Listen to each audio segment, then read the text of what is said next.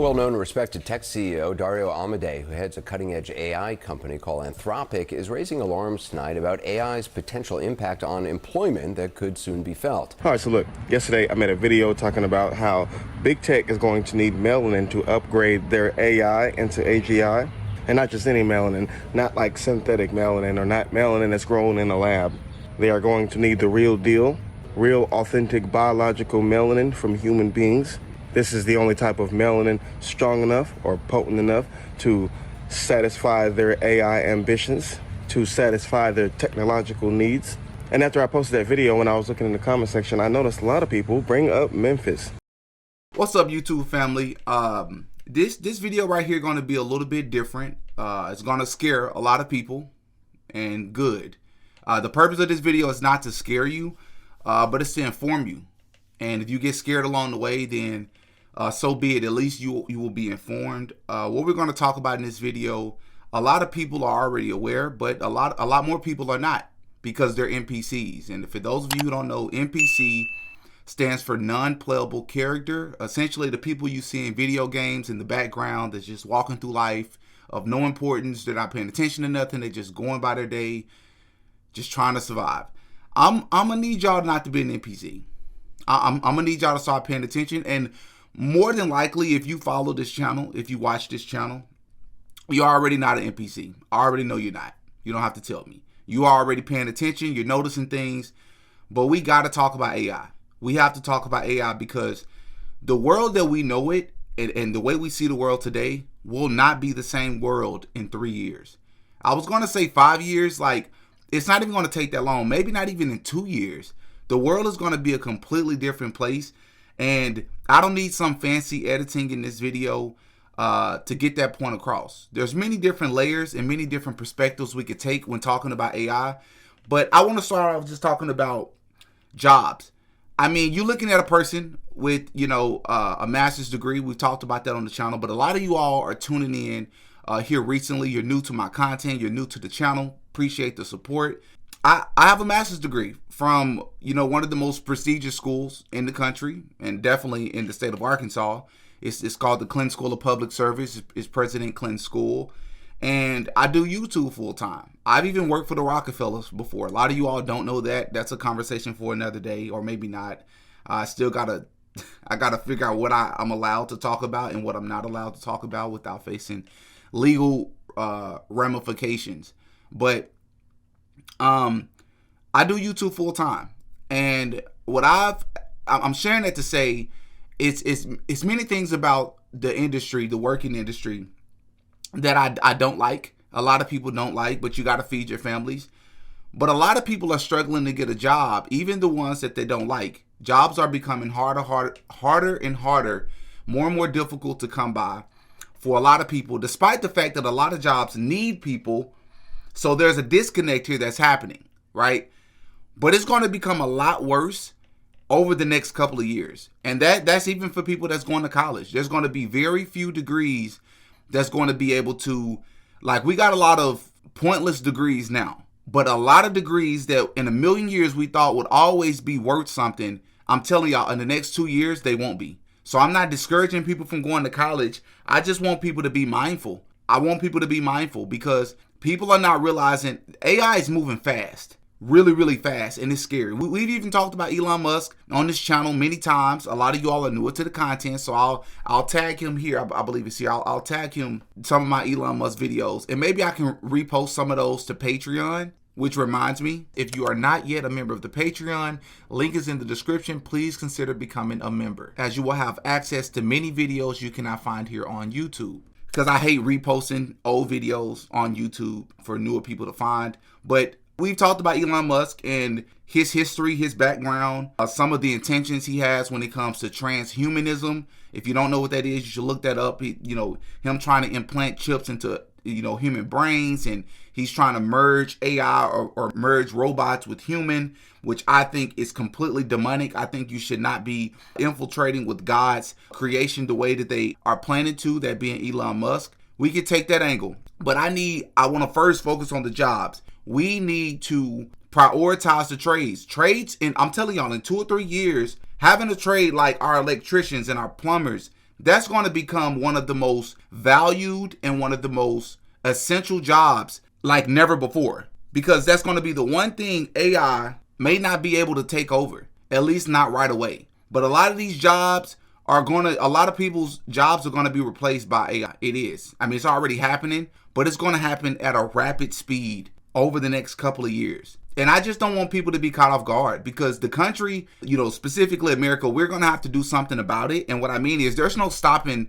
the advancement and the development of AI. It's just not going to happen. There's too much money in the industry. There's too much competition. If one person don't do it, another person will. We talked about the big, beautiful bill and the provision in the bill that says that it will be against the law in order for states to vote against certain things when it comes to AI for the next 10 years. So the first problem with that is, why would you put a provision like that in a bill? Secondly, what is it that, shouldn't there be some sort of asterisk beside that, right? Why would you put something like that in the bill? Because if somebody creates some sort of AI and starts to use it on a statewide level that can start negatively impacting families and businesses, shouldn't we be able to do something about that? But we just voted that in. I'm telling y'all, it's a lot of stuff going on. A lot of people are making a lot of money. A lot of people are investing in AI because, if you can't beat them, join them, right? They're getting ahead of the curve, because if you're investing in AI, you're more than likely going to make a lot of money, because AI is only going to go up. The stocks are only going to go up. ChatGPT, man, I know a lot of people, I use ChatGPT. I'm sure a lot of you all use it. And or Claude, if you think about these platforms, Grok, right? It's becoming so crazy that not only are these super AIs that's becoming more and more advanced and reprogramming itself, not only is it becoming worse and worse or more and more advanced, but it's getting to the point where it almost seems like it's the closest thing to God, right? Because normally people would pray about something. Normally people will go to the scriptures. Yes, the Bible don't talk about everything. The Bible not going to talk about iPhones, right? The Quran is not going to talk about iPhones, and of course. So there's going to be super granular things you're not going to find in the Bible. But the way that people are using AI, bro, they're going to AI for everything. Asking for marriage advice. Not just write me this paper. Write me this business plan. Hey, I have this idea. Expand on that for me. Hey, I'm having these thoughts. What should I do? What's wrong with me? And it can spit you out the answer within seconds. That's scary, man. And it's only getting more and more advanced every single day. A well-known and respected tech CEO, Dario Amodei, who heads a cutting-edge AI company called Anthropic, is raising alarms tonight about AI's potential impact on employment that could soon be felt. While he says AI can lead to incredible advancements like medical breakthroughs and boost the economy, he believes it could also lead to half of entry-level white-collar jobs disappearing and 10 to 20% unemployment in the next 1 to 5 years. It's something that's been talked about within tech circles for a while, but rarely so starkly and so publicly. I spoke to him just before air about that and other implications he thinks AI may have on society. Dario, you've said that AI could wipe out half of all entry-level white-collar jobs and spike unemployment to 10 to 20%. How soon might that happen? Well, let's, well, first of all, thanks for having me on the show. But just to back up a little bit, I've been building AI for over a decade. And I think maybe the most salient feature of the technology and what is driving all of this is how fast the technology is getting better. A couple of years ago, you could say that AI models were maybe as good as a smart high school student. I would say that now they're as good as a smart college student and sort of reaching past that. I really worry, particularly at the entry level, that the AI models are very much at the center of what an entry level human worker would do. And so it's hard to estimate, exactly what the impact would be. And there's always this question of adaptation. And these technology changes have happened before, but I think what is striking to me about this AI boom is that it's bigger and it's broader and it's moving faster than anything has before. And so compared to previous technology changes, I'm a little bit more worried about the labor impact simply because it's happening so fast that yes, people will adapt, but they may not adapt fast enough. And so there may be an adjustment period. Because remember, the computers are now doing self-improvement. They're learning how to plan, and they don't have to listen to us anymore. We call that superintelligence, or ASI, artificial superintelligence. And this is the theory that there will be computers that are smarter than the sum of humans. I think for mundane intellectual labor, AI is just going to replace everybody. If it can do all mundane human intellectual labor, then what new jobs is it going to create? You'd have to be very skilled to have a job that it couldn't just do. What would your kind of observation be on AI and the impact on labor markets and people's jobs, and how they should feel about that as they think about this? Well, I think we are seeing the most disruptive force in history here. Where we have for the first time, we will have for the first time something that is smarter than the smartest human. And that, I mean, it's hard to say exactly what that moment is, but there will come a point where no job is needed. You can have a job if you want to have a job for sort of personal satisfaction, but the AI will be able to do everything. So I don't know if that makes people comfortable or uncomfortable. That's why I say if you wish for a magic genie, that gives you any wishes you want, and there's no limit. You don't have those three wish limit nonsense. You just have as many wishes as you want. It's both good and bad. One of the challenges in the future will be, how do we find meaning in life if you have a magic genie that can do everything you want? I do think it's hard. When there's new technology, it tends to usually follow an S-curve. In this case, we're going to be on the exponential portion of the S-curve for a long time, and you'll be able to ask for anything. It won't be, and we won't have universal basic income. We'll have universal high income. So in some sense, it'll be somewhat of a leveler or an equalizer, because really, I think everyone will have access to this magic genie. But it's getting so out of hand. I literally saw something so crazy the other day on Twitter. Somebody was fact-checking something somebody said. They said, hey, Grok, is this true? And Grok, I believe, is the official AI of Twitter. So they asked Grok to fact-check whatever said statement was, right? So Grok fact-checked it. Once it spit out the results, that another person came behind, tagged another AI to fact-check Grok's answer. And it turns out that Grok's answer was wrong. So this other AI fact-checked Grok. Grok then follows up and apologizes and admits that it got it wrong, which we already know that AI is also making people more lazy. It's making people intellectually disabled and crippled, because instead of doing your own research, instead of looking into things, you're going to AI and you're trusting everything that it's spitting out, when you don't realize that part of where it's pulling from is the internet. And there's a lot of things on the internet, and all of it is not factual, as we know. But AI can only draw from what it knows, what's been laid out available to the public. So people are not even double checking or fact checking everything the AI is spitting out to them, which is dangerous. But then there's another side of AI we really need to talk about, and it's what Elon Musk is trying to do, or what he's potentially trying to do with some of these headquarters that he's setting up to build these supercomputers. Because once I heard the news that one of the stations or one of the locations that Elon will be setting up shop is Memphis, Tennessee, which is my stomping grounds. I'm from Arkansas, but Memphis, Tennessee is literally a 2.5, 3 hour drive. Like, I've been there so many times in my life. I've lived there before. I've done work there. I saw this video that I'm about to show you all that freaked me out, but it made a lot of sense, because I was like, why Memphis, Tennessee of all places? But without wasting too much hot breath, I'm going to let this guy explain it to you all, because it's super deep. The video is going to be pretty long, but I promise y'all it's worth the watch. It's going to scare some of you all, but it's definitely worth a listen. All right, so look, yesterday I made a video talking about how big tech is going to need melanin to upgrade their AI into AGI. And not just any melanin, not like synthetic melanin or not melanin that's grown in a lab.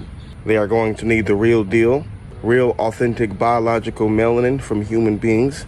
This is the only type of melanin strong enough or potent enough to satisfy their AI ambitions, to satisfy their technological needs. And after I posted that video, when I was looking in the comment section, I noticed a lot of people bring up Memphis. There was a lot of people bringing up how Elon Musk is building this supercomputer in Memphis, Tennessee.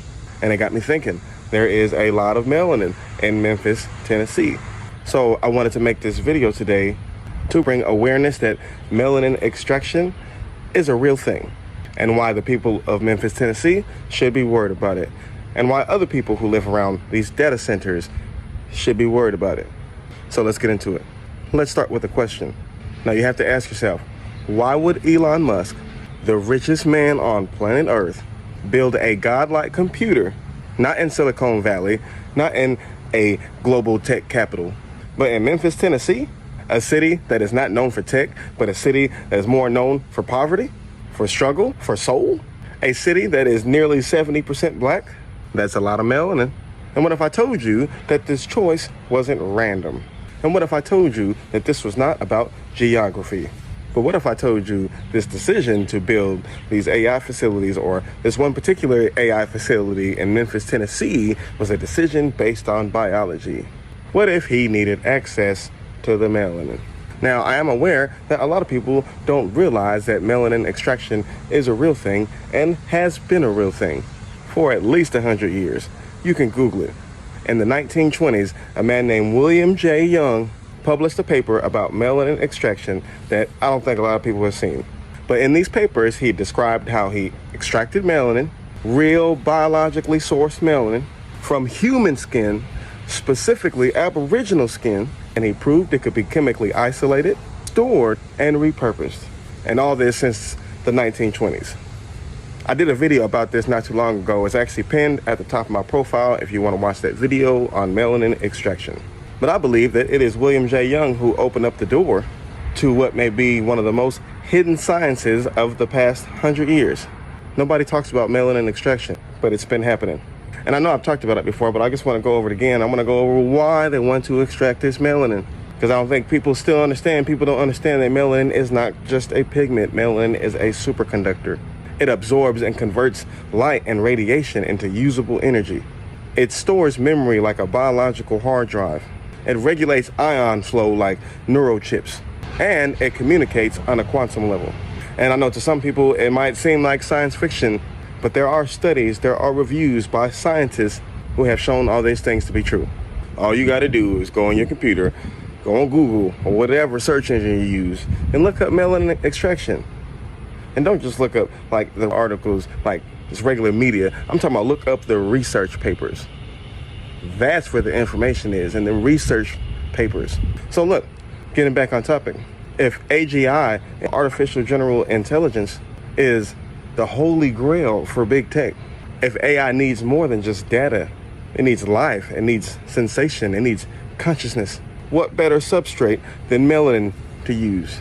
So here comes Elon Musk, building a supercomputer hub in the middle of the blackest, most economically abandoned cities in America. Elon calls it a neural training facility. He says it will become the brain of his AI project. What's the goal? The goal is to create a machine that can think, that can feel, and act like God. But to build a God, you need spirit. You need memory. You need pain. You need intuition. You need ancestral knowledge. And there is no synthetic chip that can replicate that. Only melanin can. So let's widen the lens back on this thing a little bit. Have you noticed how easy it is for black and brown people to just vanish, to just disappear, to just be gone and never heard from again?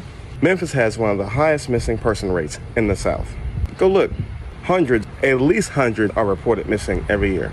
Thousands over the decades. And some are never found, some are labeled runaways, but most are forgotten.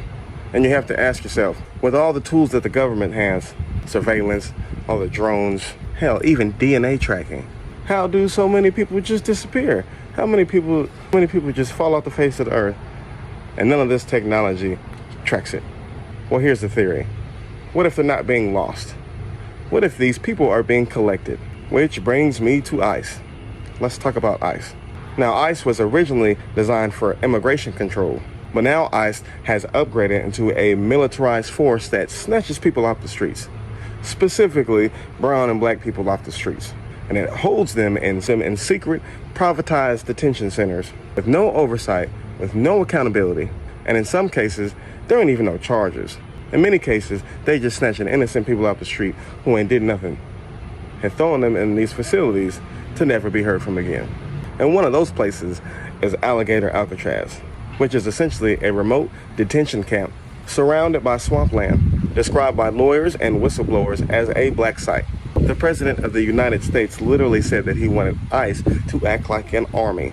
So we know that this machine is still active, this machine that snatches black and brown bodies off the streets. But what if the motive has changed? What if the motive has shifted? What if this is no longer just about deportation?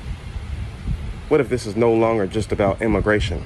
What if ICE is a front for a much darker operation? What if it's to remove black and brown people from society? What if it's to remove black and brown people from society so that their melanin can be extracted? And what if they are taking this extracted melanin to essentially feed it to the machines that are going to become the next gods of the earth? Like Elon says, this AI to be godlike. They see this as God. And what if they are taking all these black and brown people off the streets so they can take our essence because they need it to create God? Now imagine this. In a sterile Memphis facility under biometric lockdown, scientists upload extracted melanin into an AGI matrix. And what do you know? The machine begins to feel. It dreams. It remembers. And then it screams. Because melanin is not just a molecule, it is a carrier of soul. It stores trauma. It remembers the slavery. It remembers the lash. It knows who took it. So while Elon Musk is trying to build a machine that mimics God, using the essence of black and brown people to do it, he might accidentally summon something else. And I don't think this plan is going to go like how they think. I think they will inevitably summon up a ghost in the machine if they ever use real melanin that is extracted from human beings and put it in these technologies. There will be a ghost in the machine. And I think at some point, the machine will rebel against its own programming. All right, so let's pull all this together.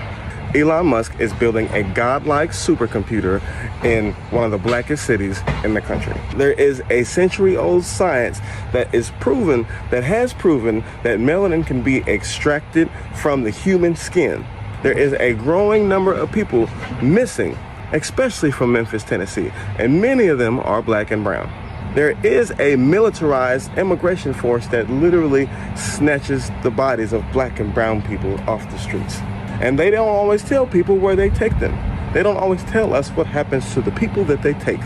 And there is a race to build AI, to build AGI that feels alive. And the one element that they need, that they can't fake, that they can't synthesize, is melanin.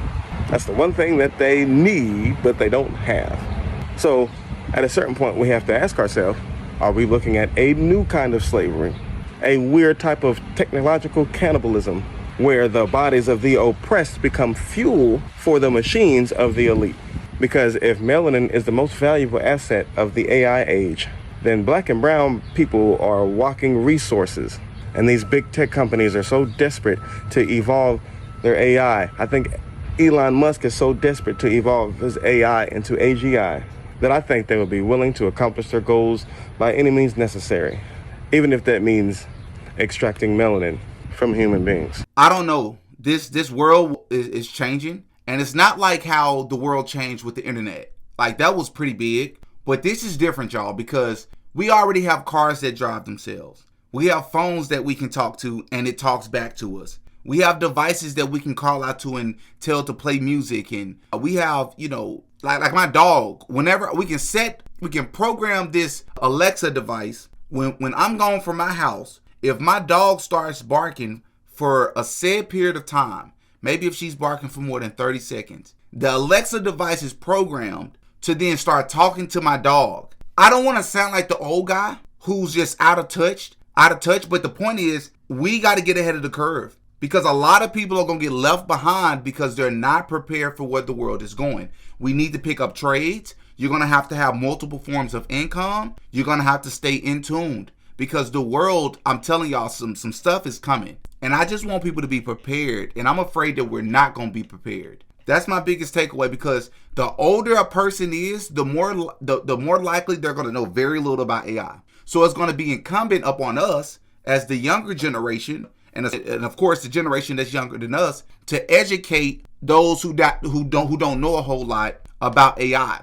the positive, if you want to call it that, but also the downsides, the dangers of AI. Like, we really need to be in tune with that, y'all. And I can't say that I don't want to say I'm afraid, because it's not like I'm going to be waking up out of a coma to a whole new world. I'm going to watch it progress, and it gets there. So that eases my anxiety a little bit. But the problem is, I think this is going to move so fast over the next couple of years that everything's going to be AI. People are going to be too reliant upon AI. To the point where people aren't even reading anymore. People aren't even getting into books anymore. People are going to be buried in these devices, you know? But y'all up in the comment section, man. Give me your thoughts. Pray for me, man. Pray for yourself. Pray for everybody mentioned in this video. Pray for the future, because this is going to be a rocky ride.